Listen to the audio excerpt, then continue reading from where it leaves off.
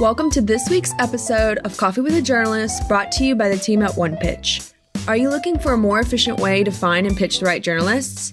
Head to our website at onepitch.co to learn more. Our guest on today's Coffee with a Journalist episode is Nicole Ortiz, healthcare editor at the Morning Brew. Nicole shares that she appreciates well-researched pitches that correctly target her current role at Morning Brew.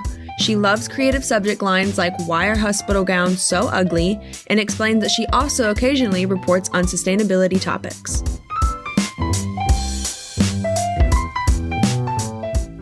So thank you for being here, first off. Yeah, thanks for having me. Yes, first off, I like to ask people, even from the biggest outlets, how would you describe the outlet coverage of Morning Brew? It's changed over time. It has, yeah. So actually, I'm on the professional side. So there's a bunch of different focuses. We have CFO, IT, tech, healthcare, HR, marketing, and retail. And with us, so we're Healthcare Brew is our newsletter. We publish 3 times a week. And we're focusing on basically all things that people working in the business of healthcare need to know. Which is a lot. So quite a lot. Yeah, it's, pretty easy, straightforward, right? Yeah, this is small. And Nicole, I'm so glad you're joining us today. We've been doing a lot more editors on the show, so we're going to talk about your inbox in just a second. But it's quite a distinction, seemingly, from sometimes reporters and what they go through versus freelancers. So we like to have an array of people on here. So let us talk first about your inbox. How is it in there? Any given day is kind of stressful and a little chaotic. A little bit. I also subscribe, in addition to getting press releases and various pitches, I also subscribe to a bunch of newsletters. So there's always just a daily barrage of news that I'm keeping up on. So it's quite a lot. I think maybe that's something that people don't always realize, is that we're not just skimming the press releases, we're also digesting all of the day's news and from many different outlets and many different perspectives. So it's information overload, and then you get a pitch and you're like, oh my God, more information. What's the ratio of pitches, would you say, to the rest of the stuff in your inbox? I would say it's probably about a third of it. Yeah, it's a lot. And I recently realized that more than I realized was going to spam directly, because I think because we're hosted on Gmail. Oh, yeah. It's like a big filter. Yeah. Yeah. It's confusing. I didn't realize it. And then I felt bad because I was like, oh no, these people probably think I'm ignoring them. And I had no idea this was even going into my spam. Yeah. So do you check your spam regularly then, just to double check? I do. I check it to make sure there's not something particularly interesting or timely that I want, and then I'll pull it back into my inbox and mark it as not spam so that person doesn't get flagged anymore. Got it. Okay. Yes. So that's your protocol. Now, what do you do with all the other pitches that you get? Do you do mass deleting? Do you do foldering? Do you do anything?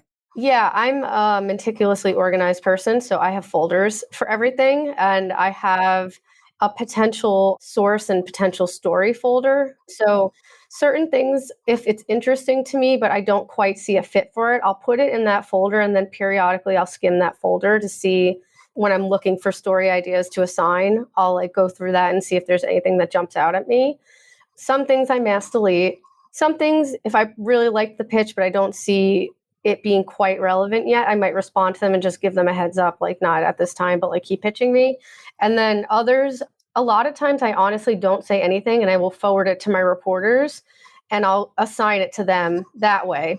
So you might not hear directly from me, but if you're hearing from someone on my team and you had emailed me, that's likely why. So you do some deleting, you do some responding. I know you came prepared, Nicole, with some headlines or some subject lines that you really liked. Would you like to share any with us right now? Yeah, I did a mix of ones that I like and then ones that I don't know that they particularly work. One that I really liked, it was why are hospital gowns so ugly? I was like, why are they so ugly? Yes. And someone did just do a story on this. It wasn't you guys. I want to say it was the New York Times or something, but this is a topic that's been discussed. Yeah. And I feel like it's something that immediately would pique a reader's interest. So I was like, oh, that's great. I love that. Yeah. So I like the idea of asking a question that really grabs somebody's attention. Got it. And so in that subject line, it was kind of written as a headline in a way and intriguing. Yeah. So let me ask you then, so what was in the pitch? Was it that why they're so ugly? What?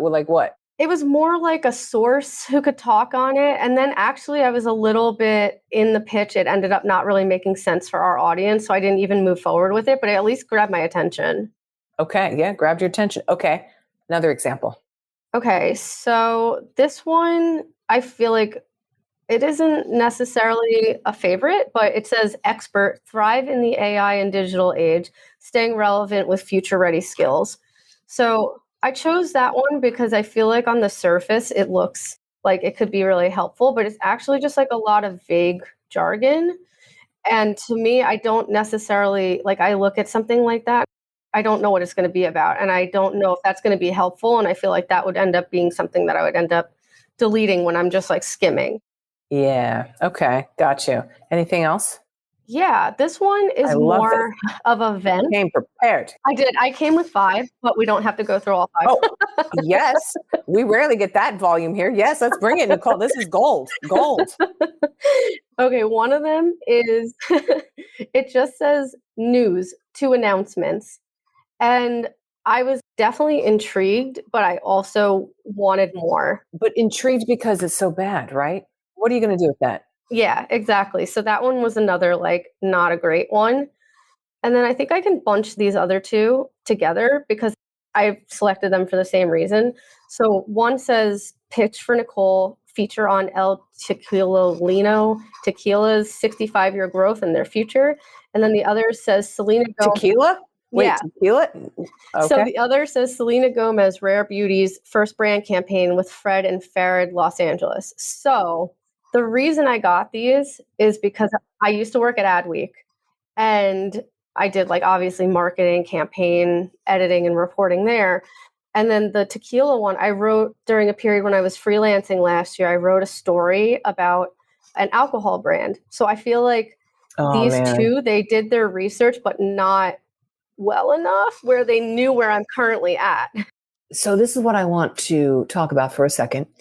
Why is it that an article you wrote, 2.5 years ago, okay, this is why One Pitch, this is why we built One Pitch, by the way, obviously a plug for One Pitch, something you wrote 2.5 years ago that someone clearly saw and now has your current information, your email for, which is very different from where you were, that 2 years ago, and still emails you. This is what I can't understand is like, I would understand if the pitch went to, that old email and it bounced back from Adweek or Ad Age or whatever, okay. But now it's like, no, I'm purposely emailing you at your new outlet, doing your new thing with something that is very old. Yeah. And I'm like, that is such a miss. I know. Honestly, what are we doing? For me, I mark those as spam because to me, it just shows, okay, you're not doing your research. And like, you found me and you looked me up and that's nice. And you've learned something about me, but it's not like I haven't been vocal in the same way as I have with those past articles. I've been vocal about like my new job and like joining this team and this new title and everything. So like you would probably easily find that information alongside where you found this information. Exactly. Therein lies the conundrum. Mm-hmm. Yeah. So those are all I brought. Nicole, thank you for all those great juicy examples. So helpful. Today's interview will continue after this brief message brought to you by One Pitch. Are you curious to learn about the unique ways One Pitch helps brands engage with the right journalists? Head to onepitch.co and create your own custom media list in 5 minutes or less. Now back to today's episode. Okay, you're doing healthcare. There's a lot to uncover there. What sources are you looking for? Primarily, we look for like payers, pharmaceutical experts, and hospital experts. And then anyone in that realm, like analysts, academics, legal, who can comment on those things. If you could comment on like big news happening that you think is like applicable to people working in those fields. Like if somebody's working at an insurance company, if somebody's working in a hospital, we don't necessarily focus too much on like regional things. So that could get a little niche if you're like a specific hospital perspective. But yeah, trying to look at it from like a national perspective and like commenting on recent news always helps. Okay, this is good. And further in that, you're talking national. So like even I would admit like lobbyists or regulatory, anything like that? Yeah, regulatory for sure. We're definitely looking at how like the election might extend or expire certain things. That's definitely something that's like on our minds and is in our pitch meetings. Oh, yeah. Godspeed on that. So, Nicole, you also, though, write about, on occasion, sustainability. So do you want to expand on that? Yeah, so that's something that I kind of started doing when I was freelancing. I was originally writing about it in the marketing space, but now obviously being in healthcare, it's something I'd still like to write about. So if you have specific pitches about sustainability or just ideas, sources, etc., you could definitely send those to me as well. Okay, so sustainability. And what sparked it in you to start doing that on a freelance level? It was a personal interest. Like in my personal life, I am very sustainability minded. I'm also very outdoorsy. I really like hiking and biking. And when I was working at Adweek, I used to write about the outdoors and recreation industries. And then when I was like kind of freelancing it on my own, I was like, well, actually, there's no parameters. I can kind of write about sustainability in marketing and in these spaces in a different way. So I did it for a couple outlets when I was freelancing. Good to know. Okay. Sustainability pitch is welcomed. Thank you. There you go. Now, what about, you're based in New York City, and there's a lot of publicists, of course, in New York City. What about relationship building with publicists, if at all? Do you ever want to see them? Do you ever want to go on a drink? Do you ever want to go on a walk? You're never talked to me in my life? Well, I'm actually based in the Hudson Valley now. So I come down to the city like a couple times a month. So I'm not opposed to meeting people, though. It's like when I'm in the city, it's usually for a specific purpose. So I'm usually tied up with other things and it's hard to step out in the day. But that being said, I'm happy to chat with people on a video call or on a phone call. I think that's kind of like my preference because I can also organize my thoughts and take notes better than like I can if we're getting coffee or something. Yes. Okay. Good to know. So you are available. You are open to that. And then is there something that publicists can do just in general to make your life better? Obviously send you correct pitches, but what else? Yeah, definitely the correct pitches. And this is, I think, one of my biggest pet peeves is to not message me in my personal inbox because I hate getting pitches in my personal Gmail. I think most reporters and editors I know hate that. And it just is an immediate deletion. Like it could be the best pitch, it could be the most relevant pitch, but to me that just shows that you're not doing your research because like my work email is readily available and my personal email is actually, I've tried to make it harder to find. Yeah. What happened with that? Where was it on the internet somewhere? I have no idea. I have no idea. It must have been somewhere. So that's like my biggest pet peeve. And then just making sure you read our site. I get a lot of pitches that are consumer facing and like while interesting, it's just not something we cover. We cover the business, we're B2B and that's got to be our focus and that's got to be like the takeaway. So if you're sending me things that have too much of a consumer focus, I'm just not going to even really look at it. Yeah, we're not going to do that. Yep. Okay. I have a quick flash list of questions for you, Nicole. If that sounds good. Shall we do it? Let's do it. Okay. And then we want to talk a little bit more on just editing versus the reporting and stuff. So we'll get to that in a second. So let me do these rapid fire questions first. Okay. Video or phone interview? Phone. Bullet points or paragraphs in a pitch? Paragraphs. Oh, paragraphs. How short or long for pitches? Short. Like 2 graphs. Okay. Images attached or a Dropbox zip file? Images. Email or a DM of some sort, but I think you answered that. Email, not your personal email.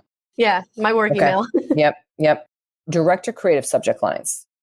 I don't know. I guess I kind of like both. I think I prefer direct just because it gets to the point quicker. Yes, that's usually the preference for people. Okay. Press release or media kit? Press release.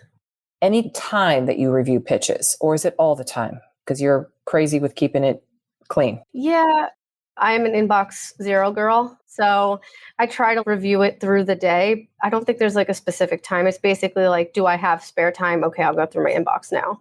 Got you. Okay. What about the story review or approval process, Nicole? So now you're an editor and we want to demystify as much as possible just how do stories come to be? Because it doesn't necessarily just come as a pitch to a reporter and they go, great, I'm going to write about it tomorrow. No, there's internal discussion and stuff. So how does it work there for a story to get live? My team does like a weekly pitch meeting. So I meet with my reporters and they'll come prepared with a couple stories that they want to work on.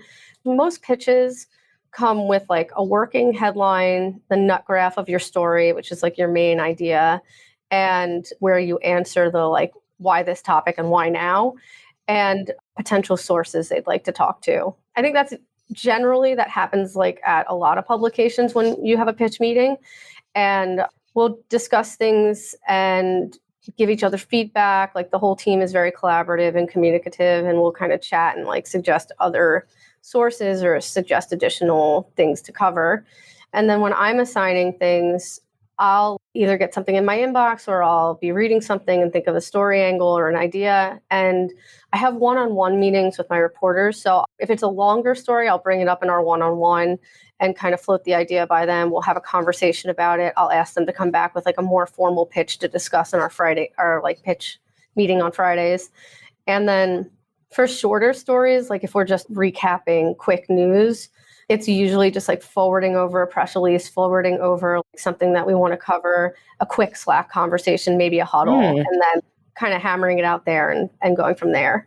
So quite fluid. It's not necessarily a big, scary, long thing or something. No, it's moving quite organically. No. Okay, yeah. Yeah, we're pretty easygoing on our end, I think, like not too overly formal, which is nice. Mm-hmm.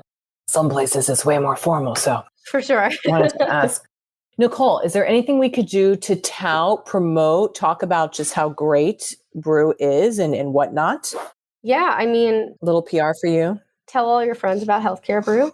Tell the doctor or nurse or PA in your life to sign up for our newsletter.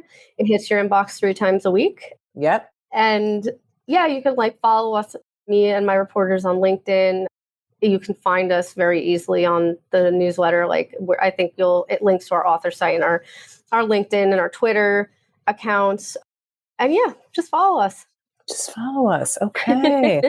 Nicole, thank you so much for being on today. Everyone, this is Nicole Ortiz. She is the editor, the healthcare editor at Morning Brew Inc. Do not pitch your personal Gmail. Yes, do not. Do not. There's other me. Yes, please. Thank you, Nicole. Appreciate it. Have a good rest of the day in New York. Thanks for listening to this week's Coffee with the Journalist episode with Nicole Ortiz, healthcare editor at the Morning Brew. For more exclusive insights about the journalists on this podcast, subscribe to our weekly podcast newsletter at onepitch.co/podcast. We'll see you next week, but until then, start great stories.